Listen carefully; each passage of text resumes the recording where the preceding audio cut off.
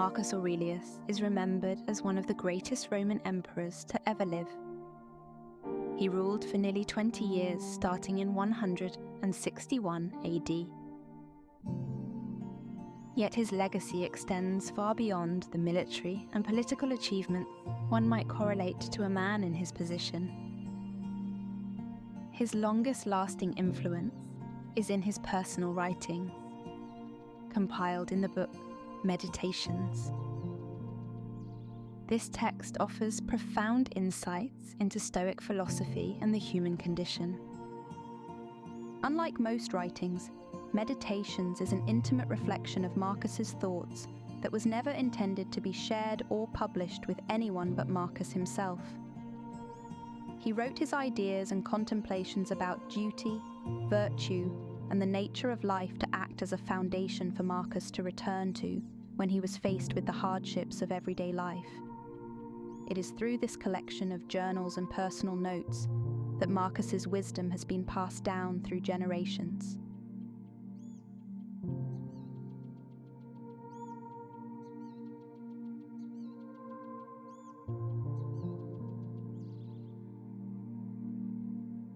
One of the fundamental concepts that Marcus lived by was that the one and only thing in life you have complete control over is your mind. Everything else is outside of your control, so what other people say and do should have no hold on your emotions. Marcus believed you must understand that nothing which exists is inherently good or bad, but that those are simply ideas and labels that we humans make up on our own. We experience the world through the filter of our own perception. There is always a bias present that we unknowingly apply to all thoughts.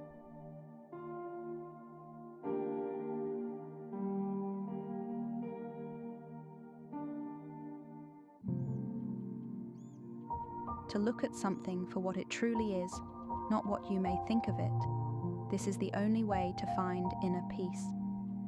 Marcus writes, "To see things as they are and treat them as they deserve."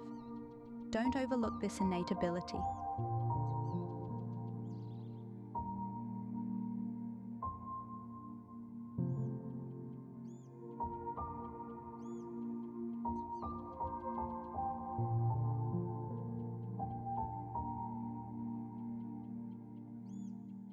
Marcus had a very close relationship with the concept of death, which is to say, he found peace in the impermanence of life.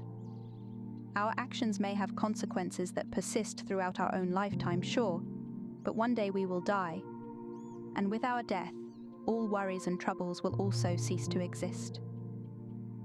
We will return to the world the same way we came into it. Leaves that the wind drives earthward, such are the generations of men. Marcus did not see death as something to anxiously fear and avoid, but instead as a reminder to be a good man while you are still able.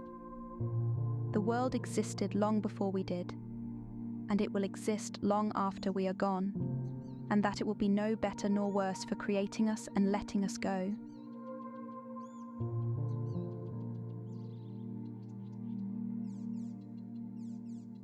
As a leader of Rome, Marcus spent the majority of his life in service to others. This is what he saw as the purpose of life: to help others.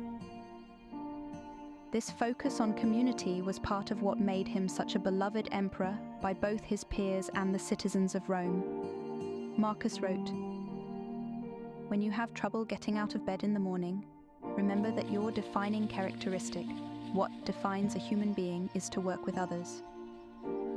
He thought often of a colony of bees and how they are not so different than humans. Every bee lives and acts in accordance to what will help the hive and nothing more.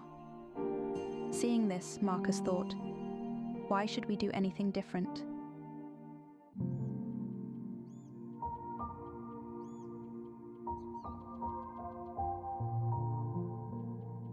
Through Marcus' observations and thoughts about nature, one theme he picked out was change.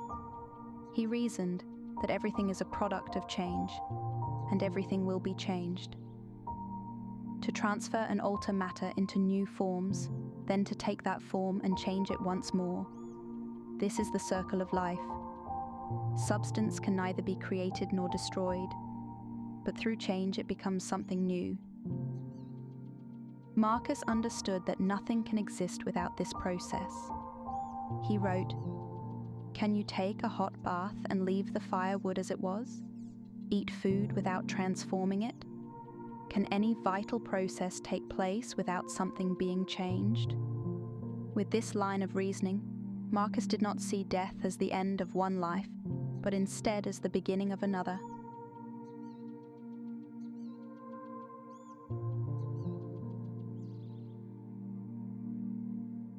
As we conclude this journey into the writings and philosophy of Marcus Aurelius, let us carry forward his lessons. May we strive to live with the same sense of purpose, humility, and acceptance that guided him. I will end with this quote: "A rock thrown in the air. It gains nothing by going up, loses nothing by going down.